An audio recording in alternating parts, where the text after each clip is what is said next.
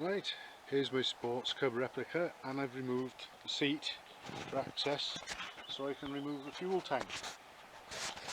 I've already fitted my new protruded electrode spark plug there. I haven't run the engine yet.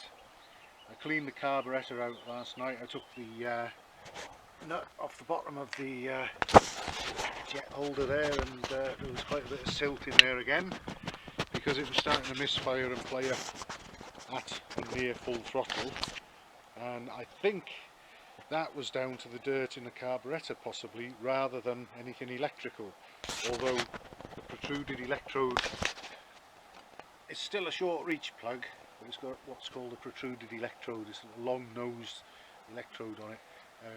Would be less likely to fall foul of oil contamination if there's any wet sumping, from what I found anyway, through my own experiences. So that's in there, ready to go, a new plug. I'm rather embarrassed about this actually. I've drained the tank, I siphoned most of the petrol out, and then I shook the tank around and tipped the last of it into this jug, and it's terrible. I mean, I put my hands up. If that's causing any trouble, and it probably is, then I've only got myself to blame.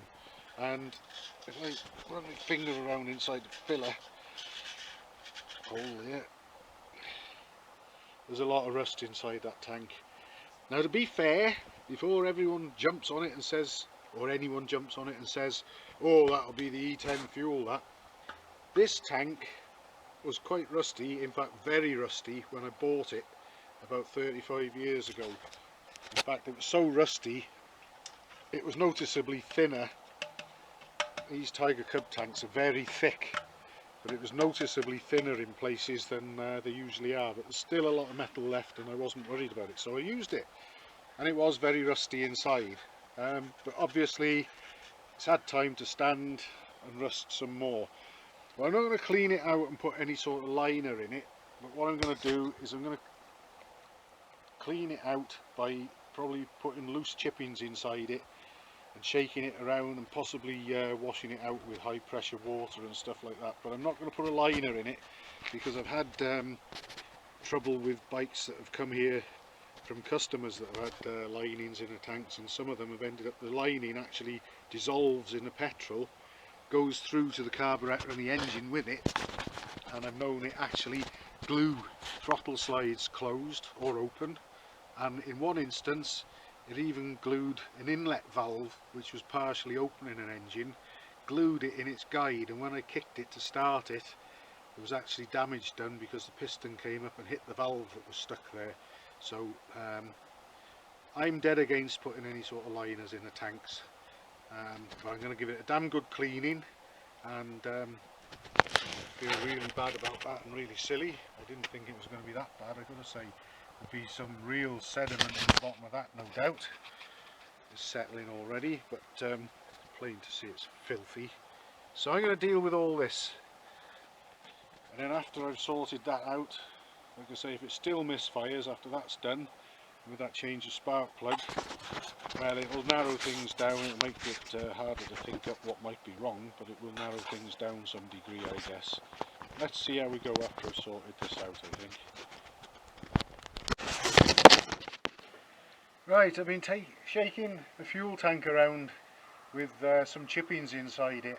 I'll give it a couple more shakes now while we're filming, and then we'll have a look and see what I tip out into the jug, which I've got here ready. Basically, I've got some stone chippings inside the tank.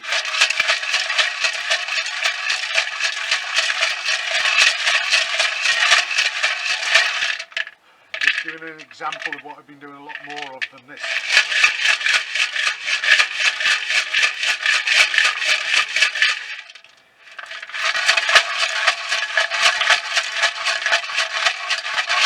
Good exercise too. Right, now I'm going to tip it out into the jug. Put the camera down here, perhaps see what comes out.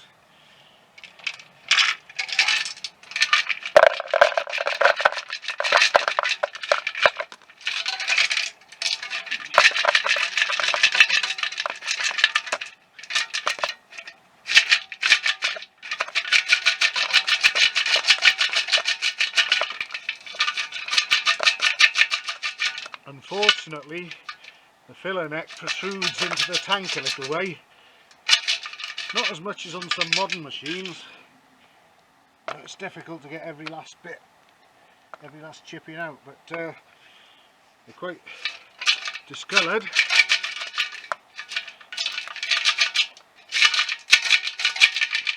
What I plan to do next, subject to getting these out, is get boiling water with washing up liquid in it next and shake the tank around with that in it. Still a few in there. There they come.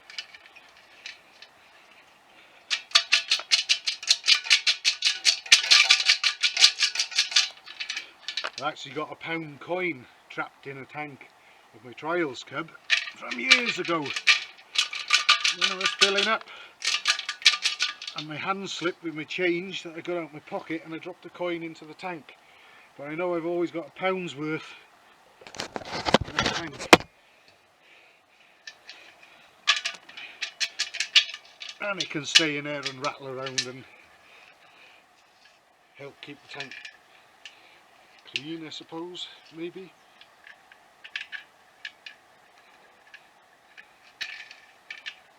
Another one.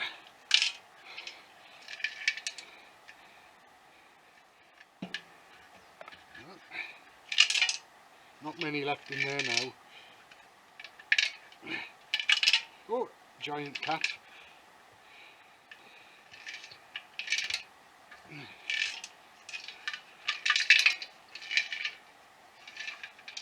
I'll probably carry on with this, otherwise it's going to get boring and people will be switching off.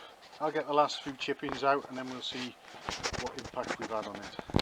Well, I've got all the chippings out the tank again, and just for comparison, this is where I picked the chippings up from. With the colour of those compared to the colour of those, all covered in rust.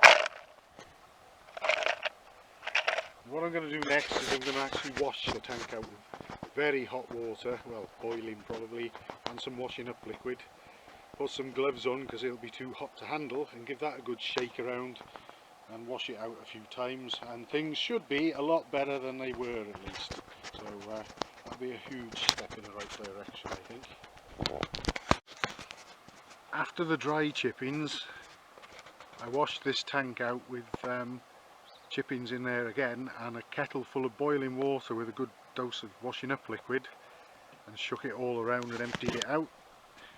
Then I took the chippings out and repeated twice with the kettle full of boiling water and the washing up liquid, and then after that a couple of kettles full of boiling water with no washing up liquid just to rinse it out. And then finally, I've got no filler cap on it and no tap fitted to let the air get through. The hot water steams off faster than cold water would, but I'm just I've got this long strip of toweling that I've torn off a towel, and I'm using this very big long screwdriver to sort of work it around inside and just sort of wipe around and mop up any final remains. And then I'll be refitting the tank to the bike and putting some fresh petrol in it, and hopefully that will be another little issue overcome. And maybe, just maybe, between doing this and all the work I did on the electrics and ignition system and everything, perhaps finally we'll have